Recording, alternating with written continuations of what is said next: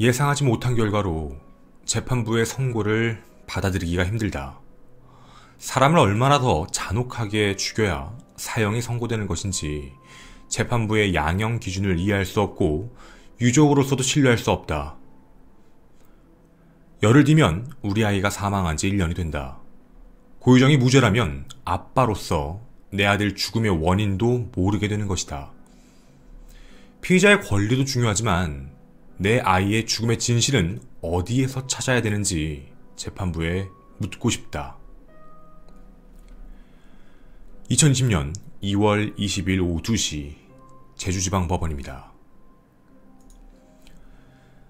전남편 살인사건이라고 알려진 2019 고압 116 살인 및 사체 손괴 은닉, 의붓아들 사건이라 알려진 2019 고압 194 살인 혐의, 병합된 두 사건의 피의자 고유정 1심 선고가 있었습니다.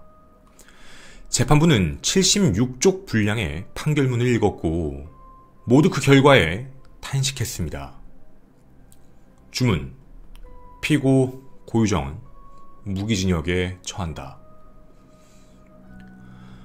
오늘 판결로 인해 무기징역이라는 형량의 아주 넓은 범주에 대한 불만감, 그리고 가석방에 대한 두려움 뿐만 아니라 유족의 마음을 헤아리지 못하는 판결, 그리고 2020년 현재 범인 없는 살인사건, 즉 미제 사건을 여러분 눈앞에서 마주하셨습니다. 그 무거운 이야기를 시작해 보고자 합니다.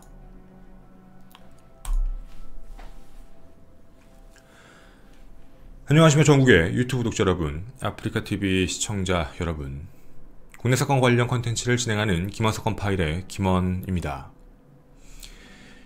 2019 고압 전남편 살인사건의 결과는 매우 간단했습니다. 검사 측 그리고 피고 고유정 측은 살해 부분에 대해서는 처음부터 일치했습니다. 하지만 가장 큰 쟁점을 4가지로 분리했습니다. 하나, 고유정 측은 성폭행당할 걸 저항하기 위해 발생된 우발범행이다. 둘, 졸피뎀을 투여한 적도 없다. 셋, 검색어 관련을 자꾸 얘기하는데 그거 무작위였다. 연관검색어였다. 그 당시 사회적 이슈였다. 넷, 도구에 대해 내가 필요해서 구매를 했던 거지 실제로 구매 안 한 것들도 많다. 고유정 측이 이 4가지를 끝까지 방어하려 했던 이유는 어쩔 수 없던 방어를 위한 살인이다를 계속 어필하기 위함과 사전에 계획하지 않았다라는 계획살인을 부인하기 위함이었습니다. 섹션 첫 번째입니다. 고유정은 계획살인이었습니다. 살인 도구에 대해서도 한번 얘기해드리면 살인 준비도구 바로 졸피뎀이었습니다. 졸피뎀에 대해 첫째, 미리 검색을 했는데 끔찍하게 검색합니다. 졸피드정을 잘 처방해주는 곳, 이번에 나온 얘기입니다. 그래서 멀리 갔던 겁니다. 둘, 졸피드정과 감기약을 함께 받아서 분홍색 파우치에 넣어놨는데 나중에 확인해 보니 감기약은 남아있었고 그리고 졸피드정만 사라졌다. 그런데 그게 사건 현장에 고유정이 찍어놓은 사진에도 분홍 파우치가 있었다는 점을 보면 본인이 먹지 않았다라고 얘기했을 때 이게 왜 여기 있는지 알 수 없다. 세 번째, 고유정 차량 내 담요에 피해자와 그리고 고유정의 혈흔이 확인이 되는데요. 그 안에 졸피뎀 성분이 검출됩니다. 고유정의 모발에서도 졸피뎀 성분이 아주 소량 검출이 돼서 이거 고유정 건데? 라고 주장을 했습니다. 하지만 그게 만약 맞는 거라면 섞이거나 번진 거다 라고 했을 때 고유정 자체 혈액만 묻은 데서도 졸피뎀이 나와야 되는데 나오지 않았다 뿐만 아니라 담요의 각각 끝 30cm가 넘는 부분의 혈액 부분에서 피해자의 혈액에서만 묻어있고 그 안에서만 졸피뎀이 나왔다. 이로 봤을 땐 졸피뎀을 당시에 먹은 건 피해자밖에 없다. 제압하기 위해서 필요했던 것이 바로 졸피뎀이다. 바로 살인 준비 도구였다라는 걸 재판부는 인정합니다. 그리고 범행 준비 부분에 대해서도 인정을 하게 되는데요.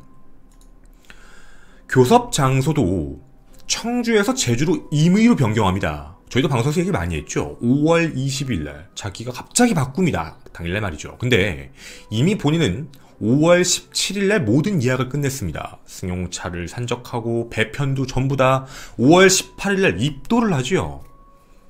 일반적인 면접 교섭을 변경해버립니다.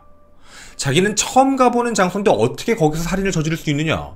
저도 몇 번씩 얘기했습니다. 그런 게 중요한 게 아니다. 여기는 단독, 그리고 CCTV가 없고 주인이 들락거리지 않는 곳, 그곳을 2박 3일을 빌리죠. 범행 준비까지 계획적이었다라는 얘기입니다. 그리고 또 하나 더, 바로 이것. 범행 도구에 대한 문제들인데요. 살해 직후에 5월 27일 날 그 펜션 앞에 있는 클린하우스에 대부분 버렸다. 흉기도 버렸다. 왜냐면 목적 자체가 훼손 유기가 목적이니까 버린 것이다. 구입 물품들은 이미 미리 사전에 구매한 것으로 확인이 된다. 즉 계획이다 라는 얘기죠.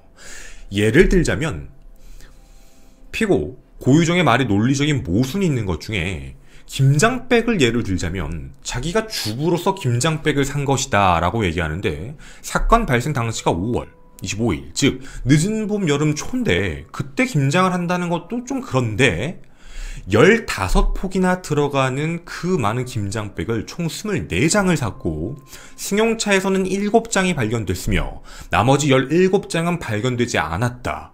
그러면 배추를 담그는, 김장을 담그는 데 쓰지 않았다면 그걸 어디 썼는지에 대한 것, 그리고 그걸 추가적으로도 구매했기 때문에 이건 분명히 사체 훼손 및 포장의 목적으로 충분히 보인다 라고 이야기합니다. 즉 범행 도구도 전부 계획적이었다라는 이야기죠. 살인과 관련된 부분도 국가수의 손, 그리고 검찰의 손을 들어줍니다.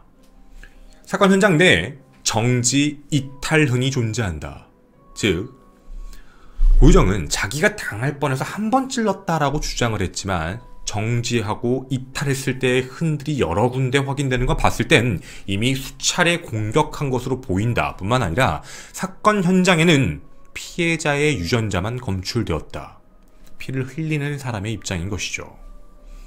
그리고 검색과 관련된 부분도 명확하게 말씀을 해주셨습니다. 사건 발생 전과 후를 모두 검색했다. 예를 들면 면접 교섭 당시부터 집중적으로 이루어지는데 뼈 강도, 뼈 무게, 그리고 이런 모든 것들이 범행 방법과 장소와 연관되어 있었다. 우연으로 보기도 어렵고 분명 목적 있는 검색 및 구매 행동이었다. 실버 클라우드 탑승 전후도 모두 검색을 했었고 재활용, 감자탕 뼈, 음식물 쓰레기, 사람 뼈 무게, 사람 뼈 강도 등 전후 모두 검색한 걸 봤을 땐 철저한 준비의 계획살인이었다 라고 판단합니다. 즉 여기까지가 계획살인의 증거지요. 둘, 살인 이후 증거인멸을 시도합니다. 2년 만에 만난 아들, 그 사이에서 강제로 성관계를 시도해서 그리고 성폭행을 하려고 했다. 이 상황 자체는 납득이 안 된다. 엄청나게 아이를 만나고 싶어 했고 조심스러워했던 피해자가 갑자기 그 안에서 그런 행동을 했다는 주장은 너무 억측이다. 뿐만 아니라 피고 측 주장을 들어보면 갑자기 차에 탑승했다. 거짓말이다. 이유는 하나로마트 CCTV상 보면 면접 교섭이 원래 6시까지인데 4시 30분에 종료하려고 했다는 점. 만약에 그게 고유정 말 들으면 4시 30분에 이제 가, 잘 가, 갈게 이랬단 얘기가 된다는 거죠.